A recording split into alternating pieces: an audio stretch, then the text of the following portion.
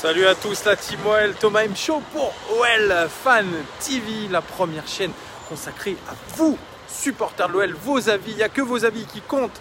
Merci beaucoup, on est presque 600 sur cette belle page YouTube, en tout cas j'espère que c'est une belle page. Merci beaucoup pour tous vos soutiens, vos mots qui me font chaud au cœur. Continuez de vous abonner, vraiment, ça fait vraiment plaisir. On va constituer une communauté de fans vraiment énorme, je l'espère, avec toute votre volonté. On va vraiment créer quelque chose de beau. Voilà, j'étais pas revenu vous voir depuis 2 jours, je crois, depuis ce week-end, parce que le mercato de l'Olympique Lyonnais est en train d'évoluer. OL Daily Mercato, comme je l'appelle depuis le début. Il est très difficile d'avoir des infos très fiables. Je vous disais que la piste Ruben Dias était complètement refermée à 90%. Je vous disais ça samedi. Eh bien, apparemment, selon les dernières informations que je peux voir sur Twitter, apparemment, il y a un gros son de cloche du côté de Benfica et de Lyon pour nous dire que Ruben Dias a fait ses adieux aux supporters de Benfica. Il a envoyé son maillot en tribune et il est en route du côté de l'Olympique Lyonnais. C'est Manu Longeon qui a eu l'information aujourd'hui. L'arrivée d'un deuxième défenseur serait bouclée après celle de Jason Denayer. Il ne fait plus de doute ce soir, ou en tout cas, peut-être avec des pincettes, peut-être ça se trouve je me gourre complètement, mais apparemment l'Olympique Lyonnais aurait décidé de casser le chéquier avec l'arrivée de Ruben Dias. Moi je pense qu'ils ne vont pas payer les 45 millions, mais que ça va s'en rapprocher avec les fameuses incentives, c'est-à-dire tous les bonus un peu pour le transfert du joueur. Ça serait la deuxième recrue en défense centrale après l'arrivée de Jason Denayer, qui apparemment aurait coûté que 5 millions d'euros. Donc on voit que le joueur a été complètement bradé par Manchester City. Alors est-ce que ça veut dire que ça sera une réussite? On n'en sait rien. Mais en tout cas, les supporters lyonnais ont eu très peur. Parce qu'aujourd'hui, on nous annonçait que si Ruben Dias n'était pas finalement pris, ça serait le défenseur lillois Adama Soumaoro qui était pisté. Adama Soumaoro, c'est un joueur de 26 ans qui évolue à Lille depuis 2014, un défenseur solide, un défenseur technique solide, très bon dans le duel aérien, très bon dans son jeu de passe.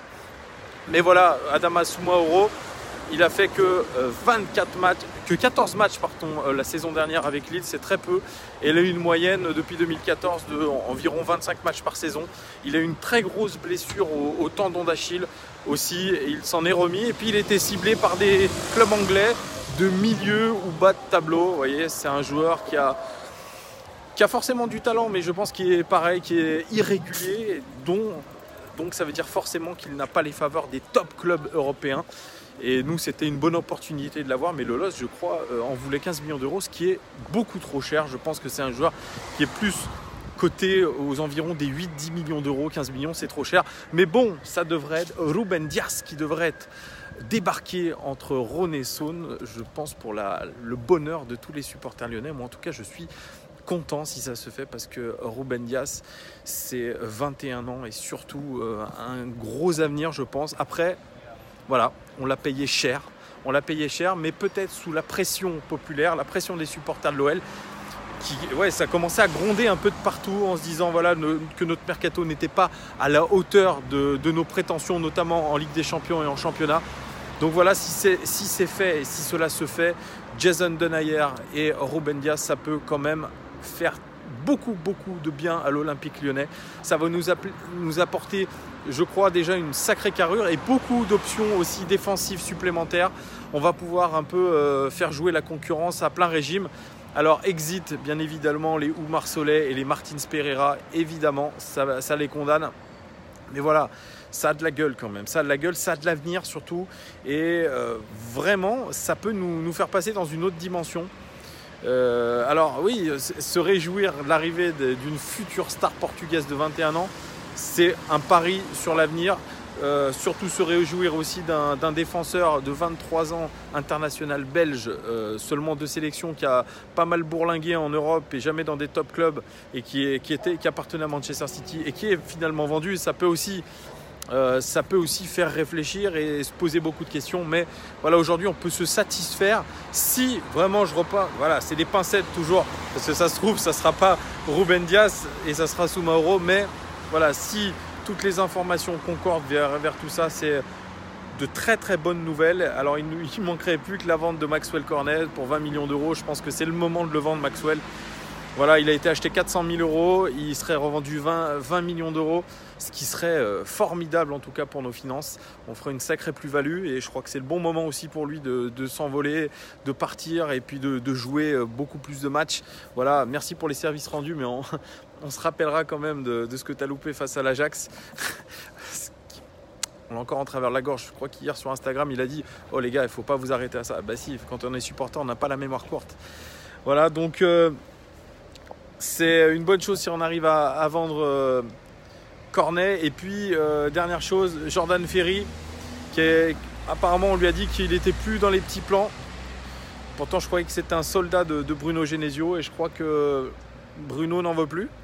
Voilà, c'est peut-être parce que lui aussi, il a fait son temps à l'Olympique Lyonnais, il a donné tout ce qu'il pouvait.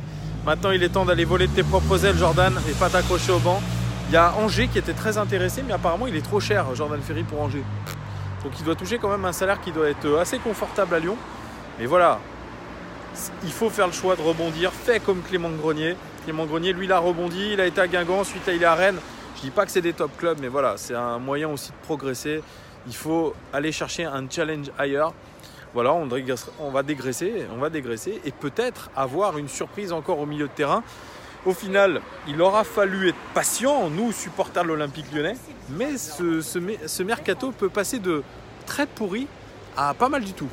Voilà, donc les gars, qu'est-ce que vous pensez de l'arrivée de Ruben Dias? Vous m'en avez déjà parlé, mais est-ce que vraiment là vous êtes soulagés? Vous vous dites, waouh, enfin, le père Aulas, il a sorti le chéquier et là, on va pouvoir sortir du lourd. Est-ce que vous êtes content finalement peut-être d'une association entre Jason Denayer et Ruben Dias? Est-ce que définitivement Jérémy Morel va être mis de côté parce que lui aussi, il va peut-être faire les frais de l'arrivée de ces deux défenseurs centraux, même si Jean-Michel Aulas a dit qu'il était un cadre de l'équipe et qu'il ne serait pas vendu au Stade Rennais. On peut douter aujourd'hui parce qu'il va y avoir beaucoup de surcharge au niveau des postes. On parlait des postes de latéraux, notamment un poste de latéral droit où on a 3 joueurs pour un poste. Là, ça va faire quand même embouteillage aussi en défense centrale. Tout le monde ne pourra pas jouer, il y aura beaucoup de matchs, mais il sera intéressant de faire jouer les automatismes, de faire jouer les différentes combinaisons et de trouver surtout la combinaison adéquate.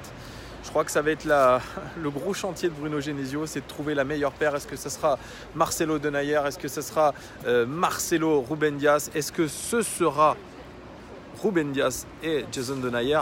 Nous ne savons pas encore, mais en tout cas, ça peut être excitant. Ça peut être excitant, surtout quand... Voilà, Ruben Dias, j'attends vraiment de voir, c'est soi-disant l'avenir du Portugal, de la sélection portugaise. N'oublions pas que c'est le capitaine de la sélection espoir du Portugal, récent mondialiste. C'est en tout cas un gros coup, c'est cher payé avec l'inflation des transferts aujourd'hui. C'est un joueur qu'on n'aurait pas payé si cher il y a 3-4 ans.